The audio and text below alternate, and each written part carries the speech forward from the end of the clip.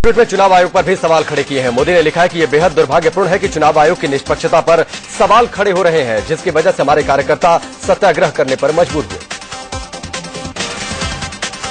BJP ने वाराणसी में मोदी के गंगा आरती कार्यक्रम को रद्द कर दिया है। वहीं होटल में बुद्धिजीवियों के साथ बैठक भी कैंसिल कर दी गई है। हालांकि प्रशासन ने दोनों कार्यक्रमों की इजाजत दे दी थी, लेकिन बीजेपी का आरोप है कि मंजूरी देने में काफी देरी की गई।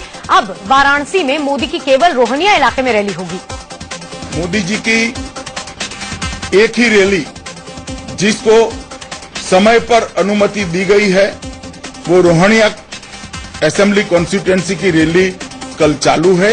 बाकी के तीनों कार्यक्रम को भारतीय जनता पार्टी ने स्वतः ही समय पर अनुमति न मिलने के कारण रद्द किया है। आज बीजेपी वाराणसी और दिल्ली में प्रदर्शन करने वाली है। बीजेपी का यह धरना प्रशासन और चुनाव आयोग के खिलाफ है। दरअसल बनारस में मोदी को सिर्फ एक रैली की इजाजत मिली है। प्रशासन ने मोदी को बेरियाबाग इलाके में रैली करने की इजाजत नहीं दी है। हमारा धरने का कार्यक्रम तय है। प्रशासन की जिम्मेदारी है कि कार्यक्रम शांतिपूर्ण रूप से खत्म हो। हमारी कोई इच्छा नहीं है कि कोई शांति का भंग हो। हम शांतिपूर्ण ढंग से धरना करना चाहते हैं। बीजेपी के बड़े नेता वाराणसी में धरने पर बैठेंगे। वाराणसी में अमित शाह, अरुण जेटली के साथ यूपी बीजेपी के प्रदेश अध्यक्ष लक्ष्मीकांत वाजपेयी भी धरना करेंगे। प्रदर्शन बीजेपी महासचिव अनंत कुमार भी शामिल होंगे। वाराणसी में बीजेपी के नेता बीएचयू के पास लंका गेट पर धरने पर बैठेंगे। बीजेपी का यह धरना 11 बजे शुरू होगा। वहीं दिल्ली में चुनाव आयोग के कार्यालय के बाहर भी बीजेपी प्रदर्शन करेगी। इस प्रदर्शन में दिल्ली बीजेपी के नेता और कार्यकर्ता शामिल होंगे।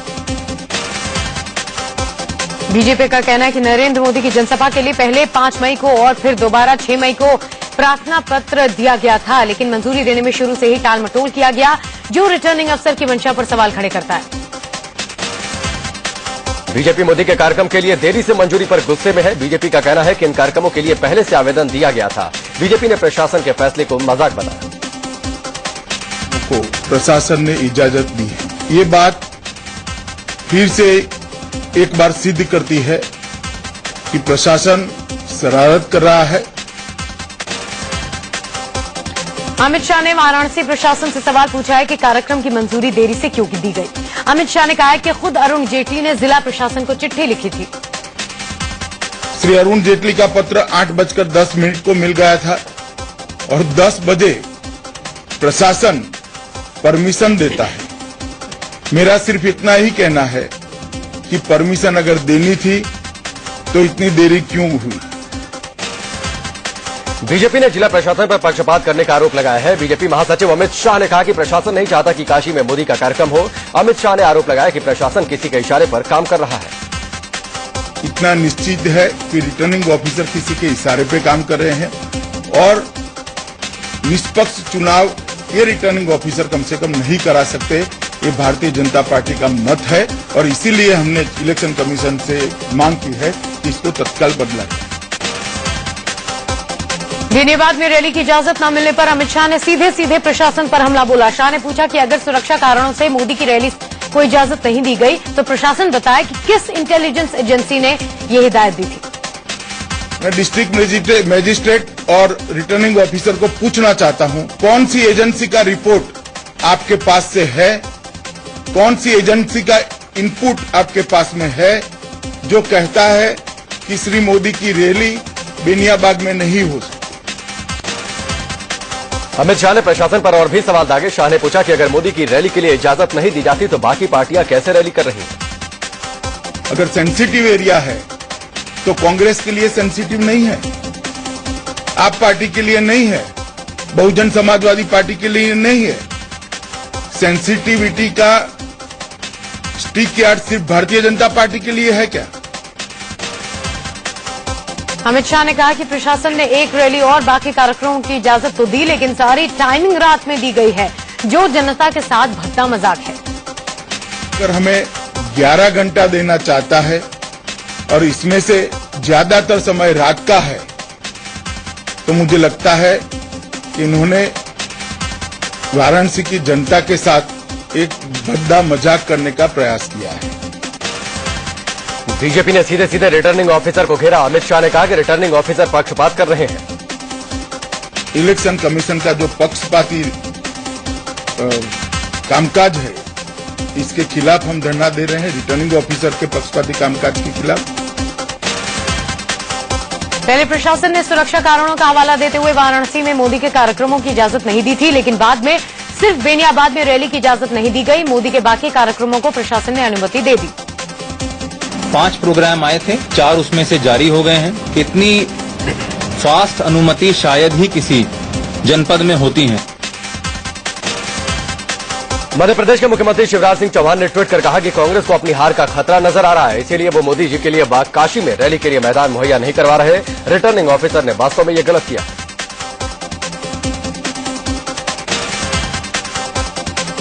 वहीं आम आदमी पार्टी के नेता आशुतोष ने कहा है कि बीजेपी नकल करने में माहिर है। आपने धरने की शुरुआत की और अब बीजेपी इसे अपना रही है। अरुण जेटली अच्छे नकलची हैं। आशुतोष ने यह भी कहा कि जेटली अरविंद केजरीवाल से जल्दी सीख रहे हैं, वो बीएचयू पर धरना देकर अराजक हो जाएंगे। वहीं आम आदमी पार्टी के संयोजक और वाराणसी से उम्मीदवार अरविंद केजरीवाल ने भी ट्वीट कर बीजेपी से सवाल पूछा। केजरीवाल ने लिखा है कि बीजेपी के नेताओं के धरने के पीछे की राजनीति क्या है।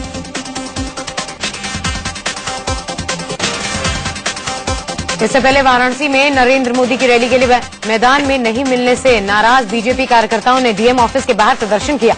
दर्जनों कार्यकर्ता डीएम ऑफिस के बाहर पहुंचे और नारेबाजी की। वाराणसी में मोदी की रैली को तो प्रशासन ने मंजूरी नहीं दी, लेकिन कांग्रेस उपाध्यक्ष राहुल गांधी के रोड शो को मंजूरी दे दी गई है। राहुल गांधी 10 मई को वाराणसी में रोड शो करेंगे। वाराणसी में राहुल के रोड शो का फैसला अमेठी में मोदी की जनसभा के जवाब के रूप में देखा जा रहा है। कांग्रेसी नेता राशिद अल्वी ने मोदी पर कटाक्ष किया है। अल्वी ने नरेंद्र मोदी को चिट्ठी लिखकर उनकी मां की देखरेख की पेशकश की। अल्वी का तर्क है कि मोदी के पास इतना पैसा है, लेकिन वो अपनी मां को आरामदायक जिंदगी नहीं दे पा रहे हैं। आप देश का प्रधानमंत्री बनना चाहते हैं, मुख्यमंत्री हैं, आप अपनी मां को लुक आफ्टर नहीं कर सकते, तो आप पूरे देश की मांओं को कैसे लुक आफ्टर करेंगे? कांग्रेसी नेता रीता बहुगुणा जोशी ने नरेंद्र मोदी के खिलाफ जुबानी बाढ़ छोड़े हैं। वाराणसी में एक रैली के दौरान रीता बहुगुणा जोशी ने मोदी को नालायक बेटा बता दिया। हिंदू कहता है माँ के चरणों में स्वर्ग है, मुसलमान कहता है माँ के कदमों में जन्नत है। ये कैसा नालायक बेटा है जिसने 45 साल पहले अपनी माँ को छोड़ दिया और खुद तो प्लेन में घूमता है और उसकी माँ फटे चप्पल। केंद्रीय मंत्री बेनी प्रसाद वर्मा ने एक बार फिर नरेंद्र मोदी पर हमला बोला है। बेनी ने मोदी को नीच हरकत करने वाला नेता बताया। बेनी ने मोदी को भगौड़ा तक घोषित कर दिया। मोदी है बड़ों है, कल उन्होंने नीच राजनीति की और उसको जात से जोड़ा, जबकि लिब्रान कमीशन की रिपोर्ट में जिन्होंने बाबरी मस्जिद गिराई उनको नीच कहा है। ये लोग नीच तो है। इससे पहले भी बीजेपी के पीएम कैंडिडेट नरेंद्र मोदी को कोसने वाले बेनी ने हद कर दी। बेनी ने आरएसएस और मोदी को भूत नौटंकीबाज के साथ और भी कई आपत्तिजनक शब्द कहे। दरअसल गोंडा में बेनी बाबू के दिल का ये गुबार तब फूटा जब मीडिया के कैमरे बंद हो गए थे, लेकिन इंडिया न्यूज के छिपे कैमरे ने बड़बोले बेनी के बिगड़े बोल रिकॉर्ड कर लिए। विरोधियों पर अपने बिगड़े बोल के लिए मशहूर केंद्रीय मंत्री बेनी प्रसाद वर्मा ने इस बार अपनी ही पार्टी को कटघरे में खड़ा कर दिया है। बेनी ने कांग्रेस को गूंगी पार्टी तक है डाला। लोकसभा के 8वें चरण के लिए मतदान हुआ। 8वें चरण में 7 राज्यों की कुल 64 सीटों के लिए वोट डाले गए। वोटिंग को लेकर मतदाताओं में खासा उत्साह देखा गया और हर चरण की तरह इस बार भी जमकर वोटिंग हुई। उत्तर प्रदेश की 15 सीटों पर 55.52% वोट पड़े, जबकि उत्तराखंड की सभी 5 सीटों पर 62% मतदान रिकॉर्ड हुआ। वहीं बिहार की 7 सीटों पर 58%, हिमाचल प्रदेश की 4 सीटों पर 65% वोट पड़े।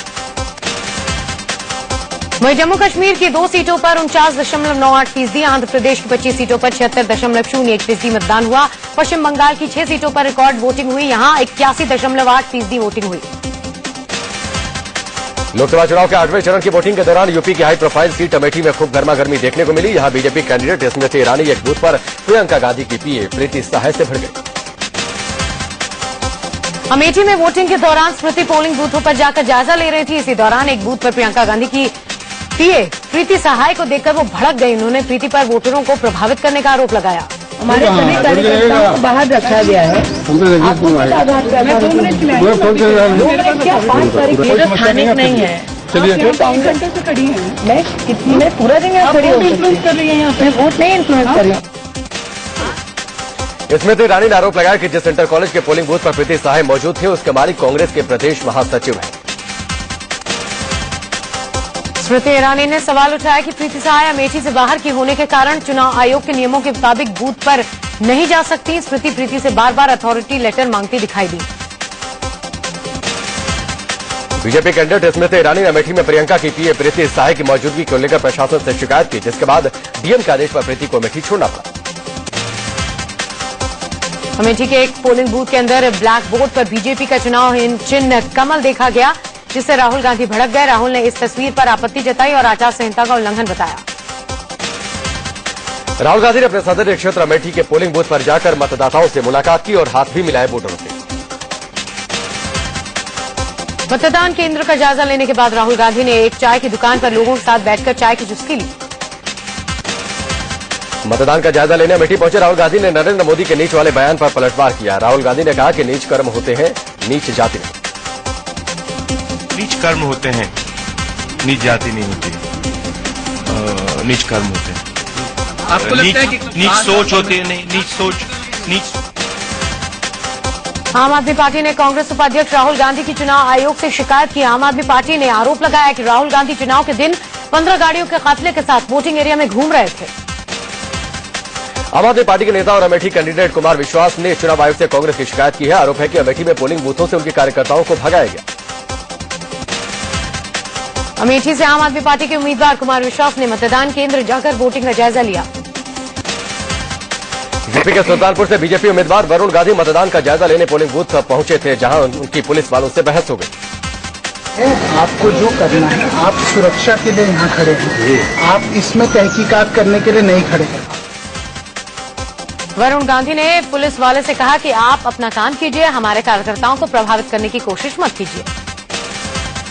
पश्चिम बंगाल के बांकुरा से टीएमसी कैंडिडेट और फिल्म अभिनेत्री मनमोहन सिंह ने पोलिंग बूथ का दौरा किया। इस दौरान उन्होंने विक्ट्री साइन दिखाकर अपनी जीत का भरोसा जताया। हिमाचल प्रदेश के मुख्यमंत्री वीरभद्र सिंह और उनकी पत्नी प्रतिभा सिंह ने रामपुर में वोट डाला। प्रतिभा सिंह मंडी से कांग्रेस की उम्मीदवार हैं और रामपुर विधानसभा मंडी लोकसभा क्षेत्र का ही हिस्सा है। वाणिज्य मंत्री आनंद शर्मा ने हिमाचल की राजधानी शिमला में मतदान किया। हिमाचल प्रदेश के पूर्व मुख्यमंत्री प्रेम कुमार धूमल ने अपने बेटे अनुराग ठाकुर और बहू के साथ मतदान किया। उत्तराखंड के सीएम हरीश रावत ने मतदान किया। इस मौके पर उन्होंने उत्तराखंड की 5 सीटें जीतने का दावा किया। उत्तराखंड के पूर्व मुख्यमंत्री और हरिद्वार से बीजेपी उम्मीदवार रमेश पोखरियाल निशंक ने देहरादून में मतदान किया। उत्तराखंड के पूर्व मुख्यमंत्री और भुवन चंद्र खंडूरी और बीजेपी नेता सतपाल महाराज ने पौड़ी लोक गढ़वाल सीट के लिए अलग अलग बूथों पर अपना वोट डाला। योग गुरु बाबा रामदेव ने हरिद्वार में अपना वोट डाला। वोट डालने के लिए उन्होंने लाइन में खड़े होकर अपनी बारी का इंतजार किया। बीजेपी नेता विनय कटियार ने अयोध्या में अपने मताधिकार का इस्तेमाल किया। सारण लोकसभा सीट से बिहार के पूर्व मुख्यमंत्री राबड़ी देवी को चुनौती दे रहे बीजेपी उम्मीदवार राजीव प्रताप रूडी ने भी वोट डाला। पूर्व मुख्यमंत्री राबड़ी देवी ने बिहार में नीतीश बिहार की भविष्यवाणी की। राबड़ी ने कहा कि नीतीश कुमार 0 पर चले गए हैं और राजीव प्रताप रूडी की इस बार सारण से जमानत जब्त होगी। महाराजगंज से बीजेपी उम्मीदवार जनार्दन सिंह सिग्रीवाल ने भी मतदान किया। उधर बिहार के हाजीपुर से एलजेपी उम्मीदवार रामविलास पासवान ने वोट डालने के बाद अपनी जीत का दावा किया। पश्चिम बंगाल के आसनसोल में एक बूथ पर पुलिस की मौजूदगी में टीएमसी के एक कार्यकर्ता ने बूथ कैप्चरिंग की कोशिश की। मीडिया के कैमरे देखकर पुलिस ने लाठीचार्ज किया। उधर जम्मू कश्मीर के बारामूला में आतंकियों ने एक मतदान केंद्र पर ग्रेनेड से हमला बोल दिया। आतंकी हमले में सीआरपीएफ का एक जवान जख्मी हो गया। आजाद भारत के पहले वोटर श्याम सिंह नेगी ने हिमाचल प्रदेश के किन्नौर में अपना वोट डाला।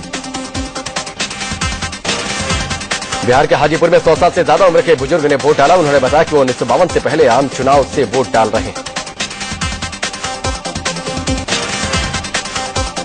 बिहार के उदियारपुर लोकसभा सीट के लिए लोग हाथी घोड़ों पर बैठकर वोट डालने पहुंचे। महिलाओं के साथ बुजुर्गों ने भी मतदान के लिए खासा उत्साह दिखाया।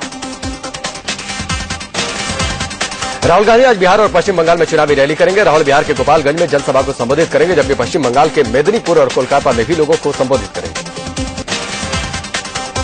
बीजेपी के पीएम उम्मीदवार नरेंद्र मोदी आज यूपी में चुनावी रैली करेंगे। मोदी यूपी के आजमगढ़, लालगंज और चंदौली में जनसभा को संबोधित करेंगे।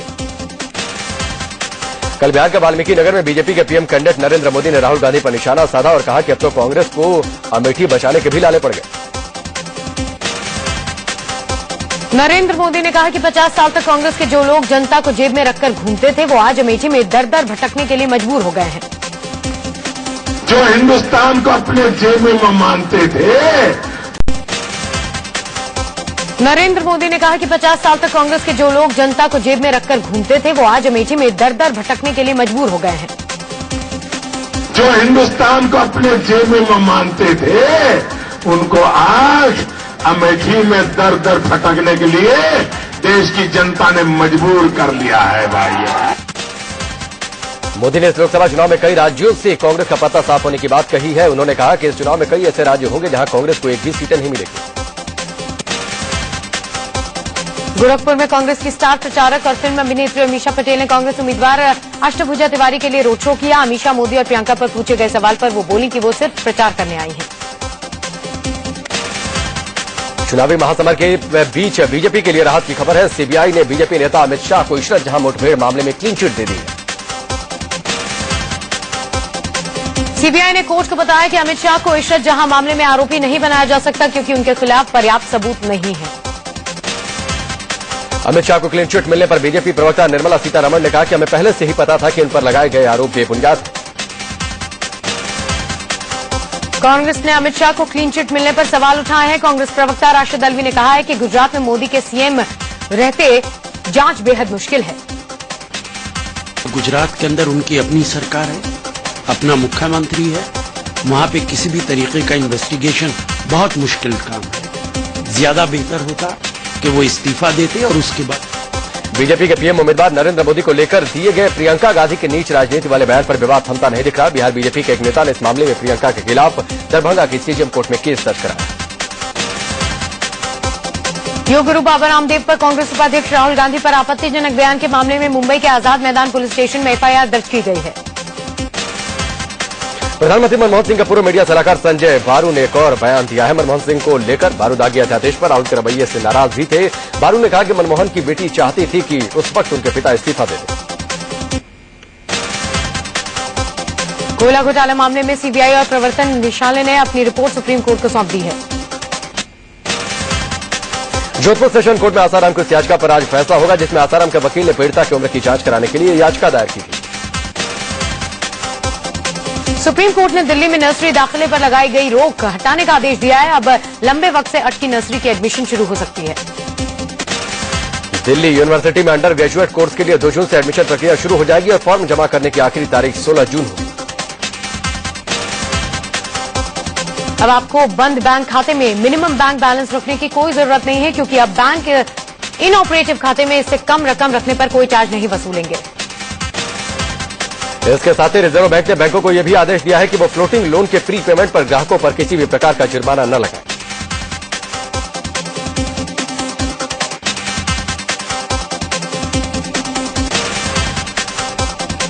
एनएससीएल स्कैम में मुंबई पुलिस ने फाइनेंशियल टेक के प्रमोटर जिग्नेश शाह को गिरफ्तार किया है। मुंबई पुलिस ने घंटों की पूछताछ के बाद शाह को हिरासत में लिया। असम के हिंसा प्रभावित जिलों में 5 और शव मिले हैं। इस तरह असम हिंसा में मरने वालों की कुल संख्या 41 हो गई। गाजियाबाद के इंदिरापुरम इलाके में बदमाशों ने बीती रात एक टीचर को गोली मार दी। मुंबई में एक मराठी फिल्म अभिनेत्री के साथ बिल्डिंग के लिफ्ट में एक शख्स ने छिड़काने की कोशिश की लेकिन आरोपी को वहां मौजूद लोगों ने पकड़ लिया। दिल्ली का दामन एक बार फिर दागदार हुआ है। मंदिर मार्ग इलाके में 30 साल की एक महिला से 3 लोगों ने गैंगरेप की वारदात को अंजाम दिया। दिल्ली के मंगोलपुरी में कार अचानक आग की लपटों से घिर गई। आग लगने के बाद कार के अंदर बैठा कारोबारी अमित बाहर नहीं निकल पाया। बुधवार को आईपीएल 7 के पहले मुकाबले में कोलकाता नाइट राइडर्स ने दिल्ली डेयरडेविल्स को 8 विकेट से हरा दिया। आईपीएल 7 में किंग्स 11 पंजाब ने शानदार प्रदर्शन जारी रखते हुए चेन्नई सुपर किंग्स को 44 रन के बड़े अंतर से हरा दिया। पंजाब की जीत में एक बार फिर ग्लेन मैक्सवेल की धमाकेदार पारी काम आई। जीत के साथ ही किंग्स 11 पंजाब एक बार फिर से पॉइंट टेबल में नंबर पायदान पर पहुंच गया। इस मुकाबले से पहले चेन्नई पहले पायदान पर थी। आज आईपीएल 7 के एकमात्र मुकाबले में राजस्थान रॉयल्स और सनराइजर्स हैदराबाद आमने सामने होंगे। थाईलैंड में राजनीतिक संकट गहरा गया है। थाईलैंड की प्रधानमंत्री यंगलक शिवानात्रा को कोर्ट ने बर्खास्त कर दिया है। पाकिस्तान के कराची हवाई अड्डे पर FBI एजेंट को गिरफ्तार किया गया है। नाइजीरिया के गामरू इलाके में आतंकी संगठन बोको हरम ने करीब 300 लोगों को मौत के घाट उतार दिया है। आतंकियों ने बाजार में जमकर तबाही मचाई। अफ्रीकी देश केन्या में देशी शराब पीने से 60 से ज्यादा लोगों की मौत हो गई है। अभिनेत्री काजोल को इस साल मदर्स डे पर माइटी मदर पुरस्कार से नवाजा जाएगा। छोटा भीम और माइटी राजू जैसे बच्चों के कार्यक्रम बनाने वाला green gold animation Mother's Day पर काजोल को यह सम्मान देगा। दक्षिण भारत के सुपरस्टार रजनीकांत ने ट्विटर पर एंट्री मारते ही धमाल मचा दिया है। सोमवार दोपहर को ट्विटर पर अकाउंट खोलने के साथ ही उनके फॉलोअर्स की संख्या 1 लाख से ऊपर पहुंच गई और अब फॉलोअर्स की संख्या 3 लाख से तक पहुंच गई है। रेमो डिसूजा की हिट फिल्म ABCD का सीक्वल जल्द ही देखने को मिलेगा। ABCD 2 का फर्स्ट लुक रिलीज हो चुका है। इस बार पुराने स्टार कास्ट में से सिर्फ प्रभुदेवा है फिल्म। कंगना रनौत की फिल्म क्वीन की कामयाबी को देखते हुए अब इसे दूसरी भाषाओं में भी बनाया जा रहा है। खबर है कि क्वीन फिल्म का तेलुगु, तमिल और चीनी भाषा में रीमेक बनेगा।